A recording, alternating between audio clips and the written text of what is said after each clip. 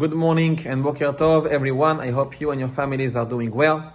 In today's Halacha, we will discuss Erev Shabbat, work and travel. So let's first talk about traveling on Erev Shabbat. The Halacha says that we are not allowed to travel more than 3 parsaot on Friday. How much is 3 parsaot? 12 mil. How much is 12 mil? It's about 4.5 miles distance.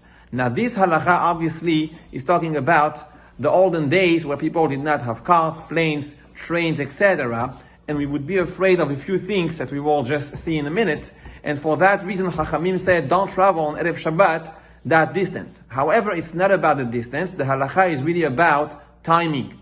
It takes about 3.5 hours for a man to walk or to travel 4.5 miles. And for that reason, 3.5 hours is going to be the reference today when it comes to travel. So any trip that will last more than 3.5 hours will be an issue on Friday.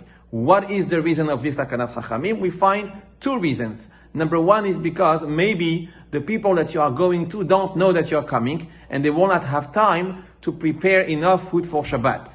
Now in that situation, this reason can easily be removed if you let them know in advance. However, the second reason is about afraid to be mechalel Shabbat. If you are traveling that much, then you may have incidents in the middle of the road, delays, etc. And Chas v'Shalom, you might break Shabbat by getting stuck. So for that reason, Chachamim said that maximum travel would be 3.5 hours on Erev Shabbat. Now, if in a situation that someone is already lost, is already on the way from Thursday or Wednesday, and he has nowhere to go, then obviously that person who's already in critical situation, he can definitely go and travel on Friday in order to get to the Yishuv, to get to a place that is safe, even though he would get there in a way that will be traveling more than 3.5 hours. Now let's talk about working on Erev Shabbat. Chachamim also say that we are not allowed to do melacha. Melacha is handiwork,